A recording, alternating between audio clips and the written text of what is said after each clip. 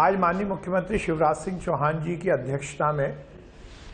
मंत्रिपरिषद की बैठक आहूत हुई। निश्चित रूप से आज का दिन मध्य प्रदेश और देश के इतिहास में युवाओं के रोजगार के नए सृजन की भारतीय जनता पार्टी की शिवराज सिंह चौहान की सरकार के मंतव्य को स्थापित करने के रूप में दर्ज होगी। आज सीखो कमाओ योजना, जिसके अंतर्गत मध्य प्रदेश में वो युवा जो अपने भविष्य के निर्धारण के लिए रोजगार के नए अवसर को खोजते हैं, उनको सरकार द्वारा जहां एक और सिखाने का काम किया जाएगा तो वो उस सीख के माध्यम से अपने जीवन यापन को अच्छे से चला सकें, उनको अच्छे रोजगार के अवसर मिल सकें, इसकी व्यवस्था भी रहेगी। आज माननीय मुख्यमंत्री शिवराज सिंह चौहान जी के कर कमलों से सीखो कमाओ योजना के अंतर्गत वो 14,500 युवा जिन्होंने इस योजना के अंतर्गत अपना पंजीयन कराया है, उनको अलग अलग कंपनियों के माध्यम से अनुबंध पत्र का वितरण माननीय शिवराज सिंह चौहान जी की कर कमलों से होगा। इससे जहां युवाओं को अपने स्किल डेवलपमेंट के लिए अपने नए विधा को सीखने का मौका मिलेगा, तो उस विधा के माध्यम से उनको आगे के जीवन में रोजगार भी सृजित होगा। 8,000 रुपये से लेकर 10,000 रुपये तक इस योजना के अंतर्गत जब युवा ट्रेनिंग लेंगे तो उनको ये मानदेय मिलेगा और इस मानदेय के माध्यम से वो सीखने के समय भी अपना जीवन यापन कर सकेंगे और जब वो उस विधा में निपुण हो जाएंगे तो निश्चित रूप से उनको रोजगार भी मिलेगा। ये माननीय मुख्यमंत्री शिवराज सिंह चौहान जी की युवाओं के भविष्य के निर्धारण की और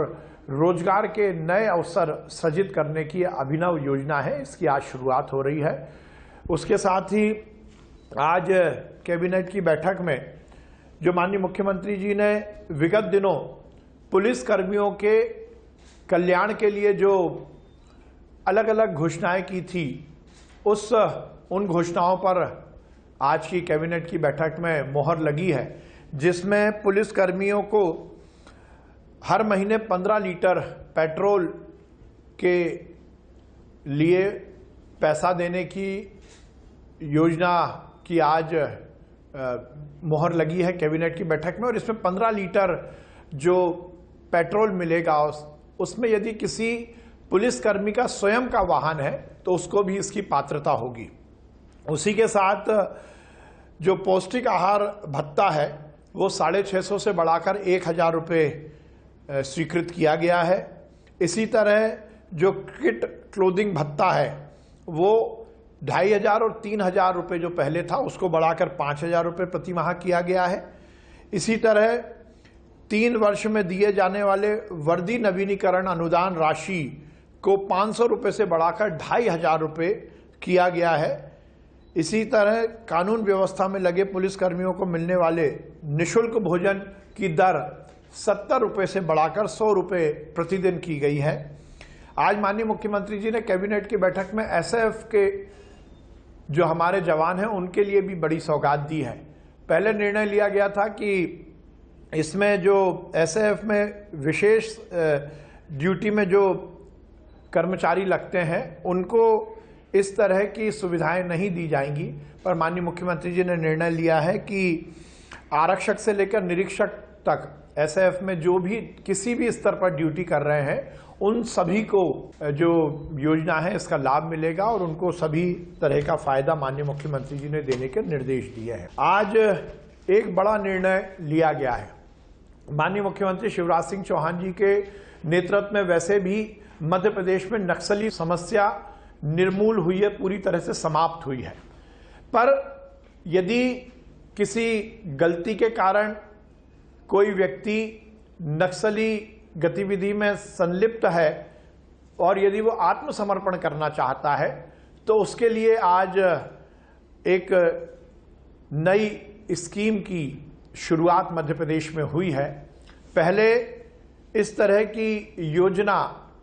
तेलंगाना, छत्तीसगढ़ जैसे राज्यों में, आंध्र प्रदेश जैसे राज्यों में पहले से ऐसी योजना थी, जिसमें यदि कोई व्यक्ति नक्सली गतिविधि में इन्वॉल्व है और यदि वो आत्मसमर्पण करता है तो उसके लिए एक अलग तरह की योजना थी। उन सभी राज्यों की उस पॉलिसी पर पूरा विचार किया गया और आज मध्य प्रदेश सरकार में भी इस पॉलिसी की शुरुआत हुई है। इसका सीधा सीधा मंतव्य यही है कि जो नक्सली गतिविधि में यदि कोई व्यक्ति गुमराह होकर लगा है और वो फिर से समाज में आना चाहता है तो उसके रिहेबिलिटेशन के लिए सरकार उसकी पूरी मदद करेगी। इसमें यह निश्चित किया गया है कि कोई व्यक्ति यदि आत्मसमर्पण करता है जो कि नक्सल गतिविधि में इन्वॉल्व है, उसको गृह निर्माण के लिए 1.5 लाख रुपए, यदि वो हथियार के साथ आत्मसमर्पण करता है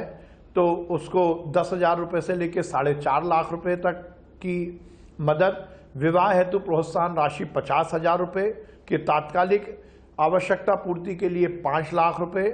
या घोषित राशि जो उस पर पहले से घोषित है पुलिस द्वारा वो उसकी प्रतिपूर्ति, अचल संपत्ति क्रय के लिए 20 लाख रुपए, व्यावसायिक प्रशिक्षण के लिए 1.5 लाख रुपए और ऐसे व्यक्ति जो कि आत्मसमर्पण करते हैं वो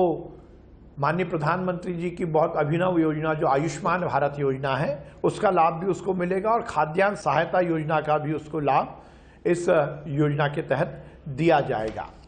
उसके साथ ही यदि इस तरह की गतिविधि में जुड़ा हुआ व्यक्ति आत्मसमर्पण करता है और वह यदि किसी दूसरे नक्सली का एनकाउंटर कराता है तो उसकी यदि गोपनीय रिपोर्ट ठीक आती है तो ऐसे व्यक्ति को जोन पुलिस महानिरीक्षक की अनुशंसा एवं पुलिस महानिदेशक के अनुमोदन के पश्चात आरक्षक की पद की नियुक्ति भी देने का इस योजना में प्रावधान रखा गया है। उसके साथ ही यदि ऐसी किसी नक्सली गतिविधि के कारण, घटना के कारण यदि आम जन की मृत्यु होती है तो पीड़ित परिवार को 15 लाख रुपए की अनुदान राशि, सुरक्षा कर्मी के परिवार को 20 लाख रुपए, शारीरिक अक्षमता पर 4 लाख रुपए की सहायता देने का प्रावधान भी इस पॉलिसी के अंतर्गत किया गया है। इसके साथ ही यदि आमजन की मृत्यु होने पर उसके परिवार का कोई सदस्य उसको तृतीय एवं चतुर्थ श्रेणी के पद पर नियुक्ति दिए जाने का भी प्रावधान इस योजना में किया गया है। उसके साथ ही अचल संपत्ति की पूर्णतः क्षति होने पर 1.5 लाख रुपए एवं आंशिक क्षति होने पर 50,000 रुपए की सहायता राशि देने का इसमें प्रावधान किया गया है। इस योजना से निश्चित रूप से मध्य प्रदेश में वैसे तो हमारी सरकार ने पूरी तरह से नक्सल गतिविधियों पर पूरी रोक लगाई है, पर उसके बाद भी यदि इस गतिविधि से जुड़े हुए यदि कोई व्यक्ति हैं उनको आत्मसमर्पण के लिए एक नई मार्ग प्रशस्त करने का काम हमारी सरकार ने किया है। माननीय मुख्यमंत्री जी ने पेंशनर्स के जो परिवार हैं उनको महंगाई भत्ते में इजाफा के लिए आज कैबिनेट की बैठक में मोहर लगी है और इसमें मध्य प्रदेश शासन के पेंशनर्स और उनके परिवार को दिनांक 1 जुलाई 2023 से महंगाई राहत की दर में वृद्धि करते हुए जो 7वें वेतनमान के अंतर्गत आते हैं उनको 42% एवं 6वें वेतनमान के अंतर्गत जो हमारे पेंशनर्स आते हैं उनको 221% वृद्धि करने का निर्णय लिया गया है। और इस महंगाई राहत वृद्धि किए जाने से लगभग सरकार के खजाने में 410 करोड़ रुपए का अतिरिक्त भार संभावित है। कैबिनेट की बैठक में बैतूल में नवीन अनुभाग आमला का सृजन का भी निर्णय लिया गया है। अब बैतूल जिले में आमला नया अनुभाग रहेगा और इसमें कुल मिलाकर 12 पद स्वीकृत किए गए हैं। नर्सिंग महाविद्यालयों में लगातार पदों को सृजित करने की डिमांड हो रही थी। आईएनसी के मापदंड अनुसार इन सभी नर्सिंग महाविद्यालयों में नए पदों की जरूरत भी महसूस की जा रही थी। आज की कैबिनेट की बैठक में 305 नए पदों को सृजित करने का निर्णय लिया गया। अभी तक केवल 28 पद थे, अब इनको बढ़ाकर 305 का और इजाफा किया गया है। पंचायत आंदोलन से जुड़े हुए हमारे जनप्रतिनिधियों को आज माननीय मुख्यमंत्री जी की मंशानुसार जो उन्होंने पहले भी कहा था, जिला पंचायत सदस्यों का मानदेय जो 4,500 रुपये अभी तक था उसको बढ़ाकर 13,500 रुपये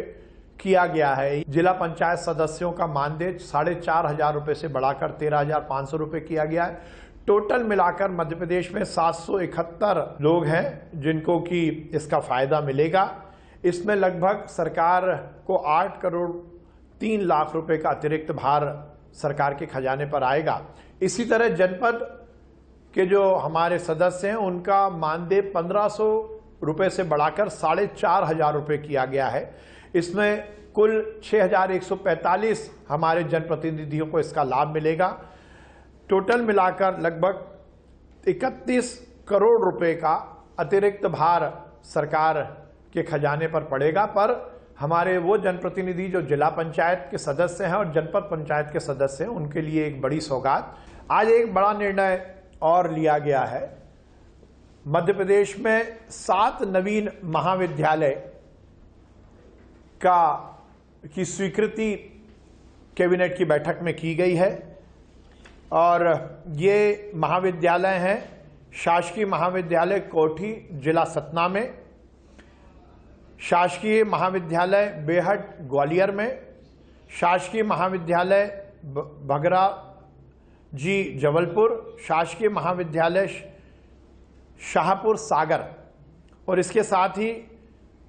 खोरा पन्ना में भी शासकीय महाविद्यालय खोलने की अनुमति दी गई है। और इसी तरह इंदौर के कंपेल में भी शासकीय विद्यालय खोलने की अनुमति आज कैबिनेट में दी गई है। उसके साथ ही महाविद्यालय बसई जो कि दतिया जिले में दतिया विधानसभा में है, इसकी भी आज अनुमति दी गई है। और यहाँ पर एक बात बहुत मैं इंगित करना चाहता हूँ कि बसई जो कि दतिया जिले में है जिसमें महाविद्यालय खोलने की आज अनुमति दी गई है और संवेदनशीलता के साथ साथ कार्य पद्धति की जो सुचारू अवस्था है उसका प्रमाण है कि कल घोषणा हुई माननीय नरोत्तम मिश्रा जी की मांग पर माननीय शिवराज सिंह चौहान जी ने इसकी घोषणा की और ये शिवराज सिंह चौहान की सरकार की कटिबद्धता है कि एक दिन के अंदर बसई दतिया में शासकीय महाविद्यालय खोलने की आज कैबिनेट में प्रस्ताव पारित हुआ। निश्चित रूप से शिवराज सिंह चौहान जी की सरकार की ये कटिबद्धता और युवाओं को उचित शिक्षा मिल सके इसका ये उदाहरण प्रस्तुत करता है।